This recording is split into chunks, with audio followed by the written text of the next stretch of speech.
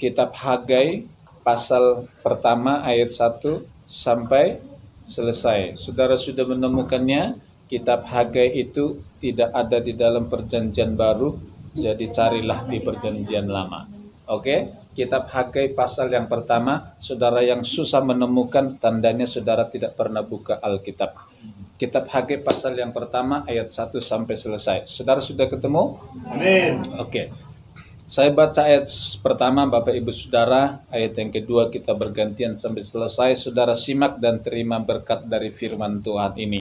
Pada tahun yang kedua, zaman Raja Darius, dalam bulan yang ke-6, pada hari pertama bulan itu, datanglah firman Tuhan dengan perantaraan Nabi Hagai kepada Zerubabel bin Shealtiel, Bupati Yehuda, dan kepada Yosua bin Yozadak, Imam Besar Buninya.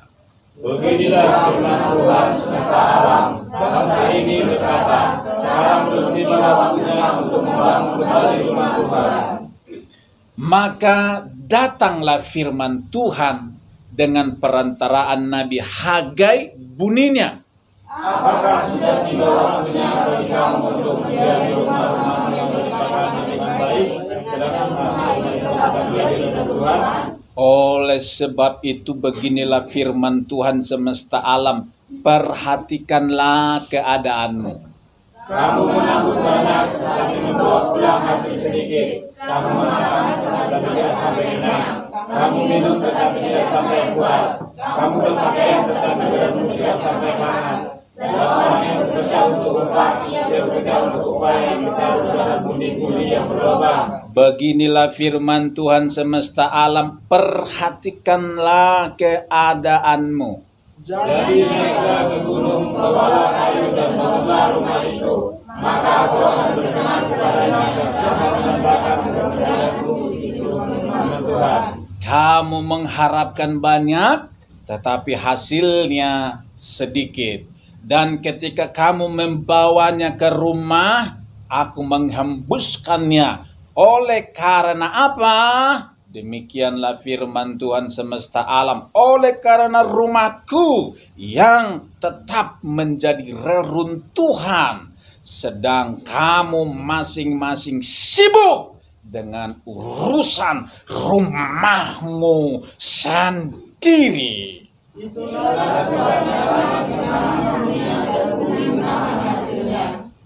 Dan aku memanggil kekeringan datang ke atas negeri, ke gunung-gunung, ke atas gandum, ke atas anggur, ke atas minyak, ke atas segala yang dihasilkan tanah, ke atas manusia dan hewan, dan ke atas segala hasil usaha. Lalu Zerubabel bin Shealtiel dan Yosua bin Yozadak, bin Besar dan sedikitnya dari bangsa itu mengatur suara Tuhan Allah mereka, dan juga perkataan Nabi Hagai, sesuai dengan apa yang disuruhkan kepadanya oleh Tuhan Allah mereka. Lalu takutlah bangsa itu kepada Tuhan. Maka berkatalah Hagai utusan Tuhan itu menurut pesan Tuhan kepada bangsa itu demikian. Aku ini menyertai kamu. Demikianlah firman Tuhan. Wow. Tuhan menggerakkan semangat Zerubabel bin Shealtiel, Bupati Yehuda, dan semangat Yosua bin Yozadak, Imam Besar, dan semangat sedikitnya dari bangsa itu. Maka datanglah mereka lalu melakukan pekerjaan pembangunan rumah Tuhan semesta alam Allah mereka. Pada hari yang ke-24 dalam bulan yang ke-6, pada tahun yang kedua zaman Raja Darius. Amin. Tuhan. Bapak Ibu Saudara, setiap kali saya membaca ayat ini, saudara-saudara, ada gairah yang luar biasa yang membara di hati saya. Kenapa saudara-saudara? Karena rumah ibadat itu adalah lambang. Rumah ibadat itu lambang apa? Rumah ibadat itu lambang kerohanian orang percaya. Amin. Amin.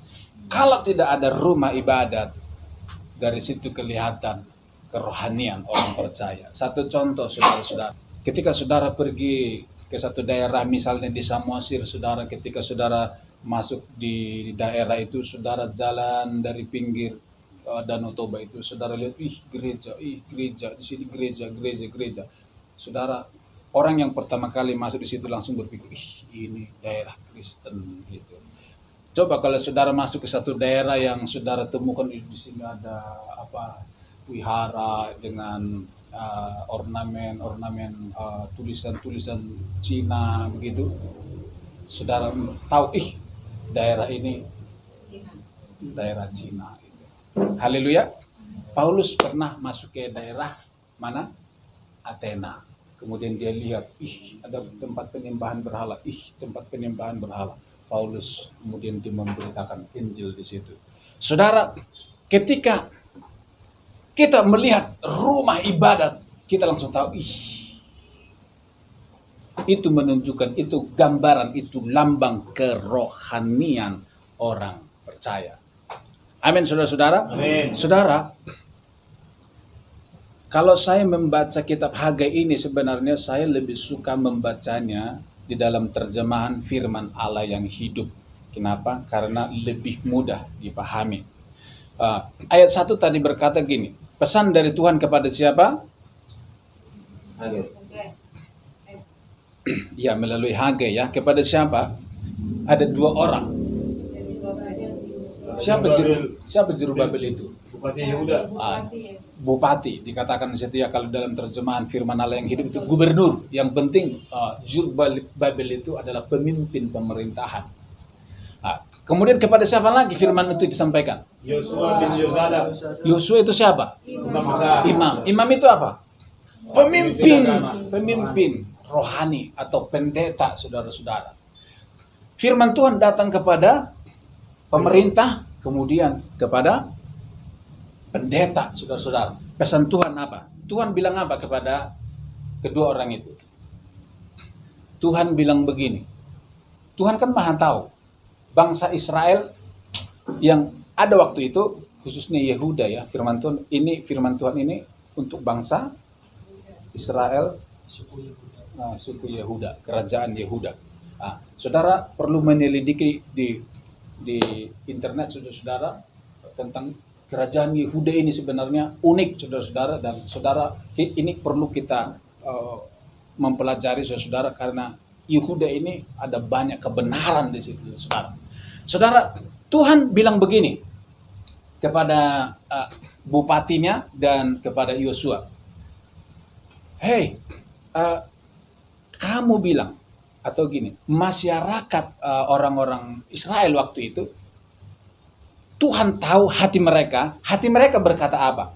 Hati mereka berkata gini, kita nggak usah ngurusin rumah Tuhan, kita nggak usah memperdulikan rumah Tuhan, kita sibuk untuk rumah kita saja, kita urusin rumah kita saja, saudara. Itu Tuhan lihat hati mereka masing-masing yang cuek dengan rumah Tuhan. Haleluya. Itu sebabnya Tuhan datang kepada pemimpin lewat Nabi Hagai. Dia bilang, Nabi Hagai, sampaikan kepada mereka bahwa orang-orang Israel itu, mereka tidak peduli dengan rumahku. Haleluya. Kemudian Tuhan bilang gini, kamu kan bilang, masing-masing kalian berkata, ayo kita memperbaiki rumah kita masing-masing. Ayo kita masuk ke rumah kita yang mewah, yang bagus. Tetapi kamu bisa ngurusin rumahmu, tapi rumahku kamu biarkan runtuh, hancur. Tidak ada yang memperdulikan. Kemudian Tuhan bilang, gara-gara kamu tidak memperhatikan rumahku, kamu akan mengalami kesusahan. Berdampak, saudara-saudara ya. Kesusahan apa? Kamu akan makan tapi kamu tidak kenyang. Kamu punya selimut untuk menghangatkan badanmu, tapi badanmu tidak pernah hangat. Kamu pergi bekerja mati-matian dapat hasil, kamu inginnya hasil banyak, tapi hasilnya yang kamu dapat sedikit. Yang sedikit itu pun kamu sampai ke rumah, aku hembuskan itu hilang semua. Ngeri. Gara-gara apa? tidak mau tahu tentang rumah Tuhan. Ngeri nggak saudara-saudara? Iya. Apakah Tuhan pernah bilang, rumahku ini harus diurus, ini harus... Gara-gara mereka tidak mau memperdulikan rumah Tuhan, akibatnya mereka mengalami susah, ekonominya morat-marit. Mungkin bangsa Israel itu, kenapa saya kok nggak diberkati? Kenapa saya kerja ini nggak pernah berhasil? Penghasilanku, keuanganku semblau. Kenapa? Mungkin mereka selama ini nggak tahu. Tapi ketika Tuhan bilang, kamu mengharapkan banyak, tapi kamu dapat sedikit, itu pun aku hembuskan. Ngeri. Gimana kalau kehidupan setiap hari seperti ini, dari tahun ke tahun, dari bulan ke bulan? Apa rasanya, saudara-saudara? Itu yang dialami bangsa Israel, nyata dialami, bukan cerita. Ini bukan sekedar cerita, tapi ini pengalaman bangsa Israel. Gara-gara mereka tidak memperdulikan rumah Tuhan. Rumah Tuhan itu lambang kerohanian. Amin. Kalau kerohanian seseorang dipulihkan, itu berdampak kepada ekonomi. Haleluya. Ekonomi. Kenapa ekonomimu tidak berubah? Kemungkinan kerohanianmu nggak beres. Kerohanianmu tidak berubah. Haleluya. Bagaimana kerohaniannya? Buktinya apa? Buktinya dia tidak memperdulikan rumah Tuhan. Kalau kerohaniannya hidup bergairah, dia pasti semangat untuk memperhatikan rumah Tuhan. Haleluya. Iya, udah pasti, nggak mungkin tidak, saudara. Bangsa Israel ditegur oleh Tuhan, kamu tidak memperdulikan rumahku, kamu akan mengalami sengsara. Kerohanian mereka waktu itu sedang tidak bertumbuh segar. Saudara, kalau kerohanian kita sedang dipulihkan, pasti kita akan memperdulikan rumah Tuhan. Amin. Itu pasti, nggak mungkin tidak. Haleluya. Memperdulikan rumah Tuhan. Rohani dipulihkan, ekonomi dipulihkan. Saudara mau ekonomi dipulihkan? Perhatikanlah rumah Tuhan. Saya tidak sekedar suruh saudara. Karena firman ini untuk saya dan saudara. Saya supaya ekonomiku diberkati, saya harus memperdulikan rumah Tuhan. Saya ingin saudara semua, kita semua diberkati. Gimana caranya? Kita perhatikan rumah Tuhan. Haleluya. Bapak Ibu Saudara, kita bersyukur sebenarnya diawali dengan kitab Hagai ini. Beberapa waktu yang lalu kita mulai melakukan gerakan gotong royong mencari dana untuk membeli tempat ibadah. Sebenarnya dulu sudah sempat mulai mengalami kejenuhan. Tapi ketika saya baca kitab Hagai ini, kemudian gairah itu kembali muncul, kemudian kita mulai bergerak, saudara-saudara, kemudian dana yang kita butuhkan, kita nggak tahu harus kemana. Tetapi ketika saya baca ayat ini, kita mulai bergerak bersama-sama, saudara. Kemudian, dalam waktu yang singkat, dana itu, saudara, disediakan Tuhan. Kenapa, saudara-saudara? Karena bukan untuk kepentingan pribadi kita, itu untuk kepentingan Tuhan. Dan harapannya, saudara-saudara, kita punya tempat yang bagus. Dan jangan menjadi mengalami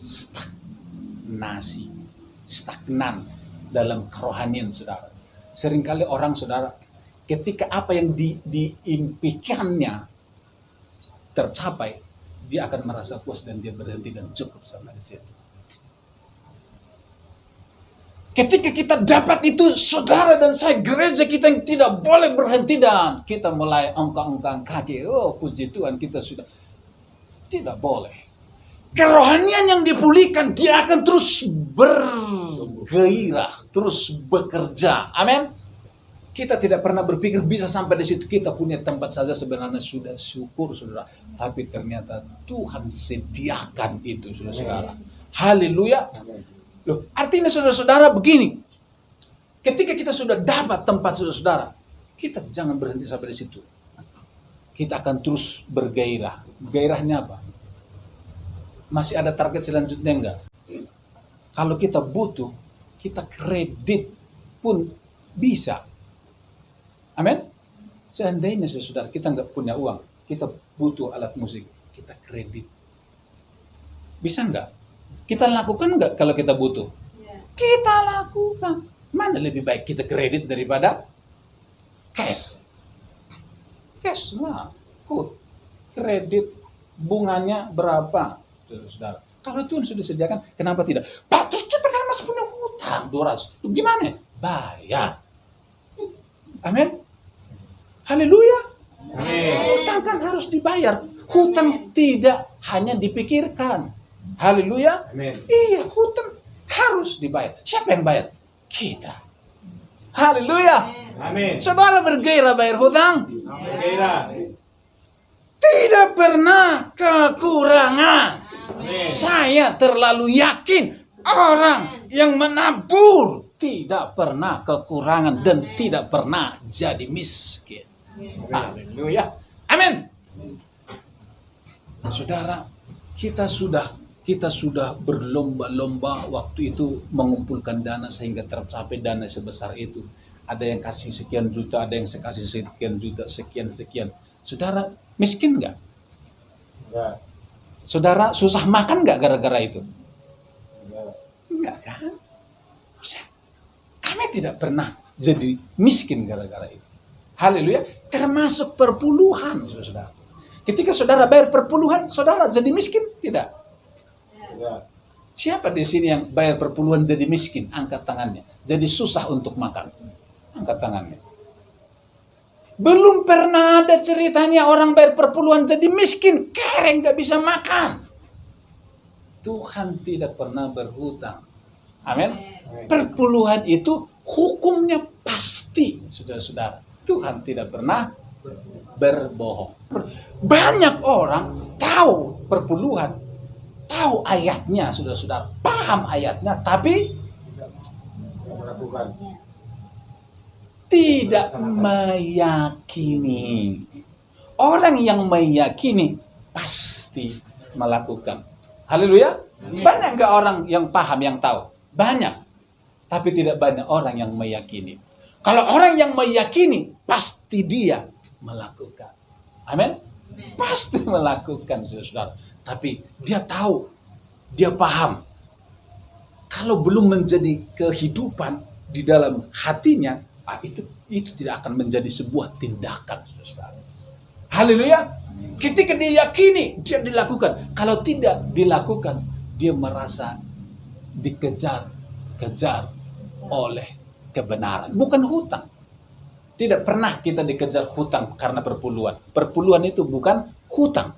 Amin. Perpuluhan itu bukan hutang, saudara. Perpuluhan itu sebenarnya bagiannya Tuhan.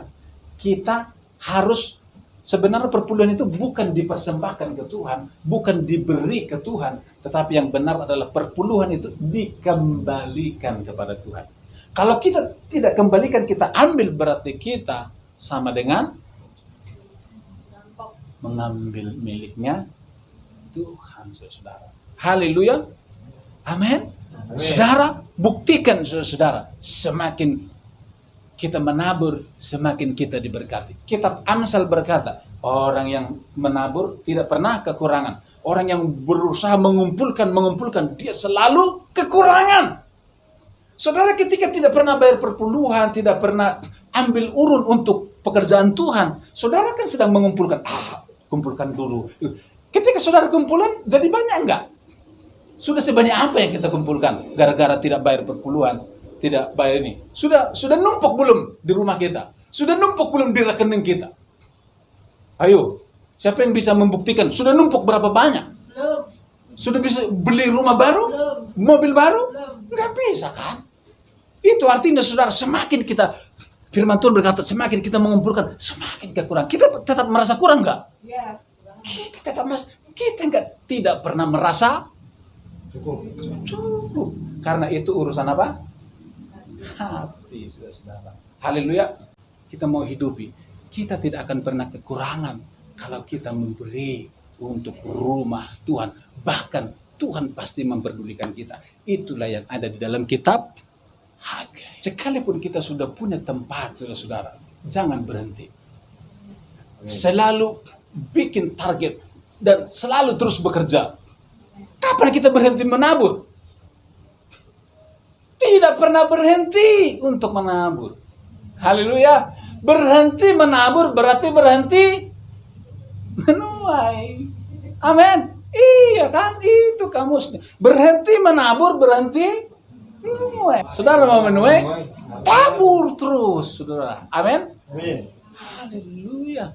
Itu sebabnya, saudara. Apa yang kita baca di dalam kitab Hagai ini pengalamannya bangsa Israel, dan sampai hari ini kebenaran yang sama, prinsip yang sama tetap berlaku sampai hari ini. Kalau kita memperdulikan rumah Tuhan, kita ngurus rumahnya Tuhan.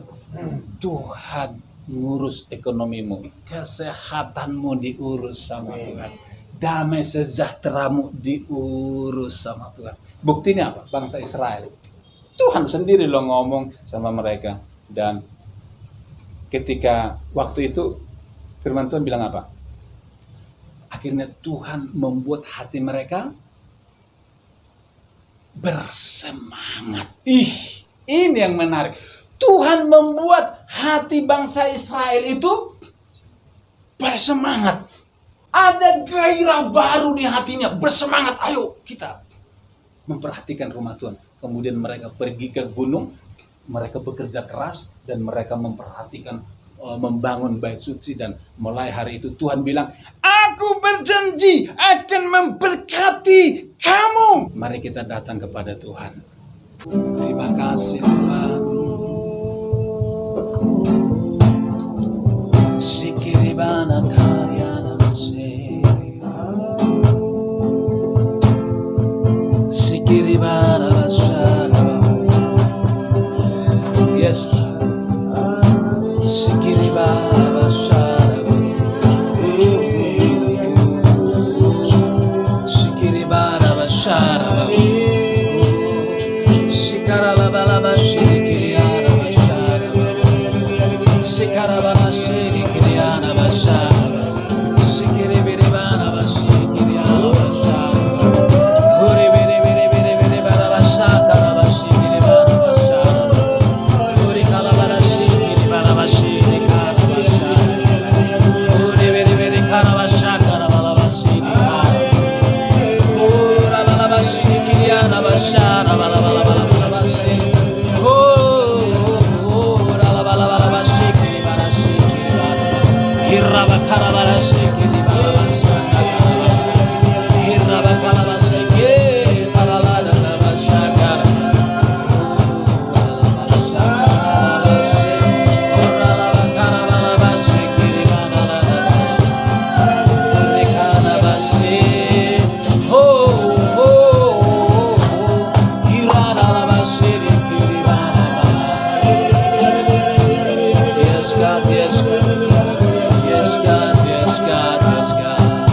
Terima kasih untuk firman-Mu. Dalam nama Yesus kami berdoa. Haleluya. Amin.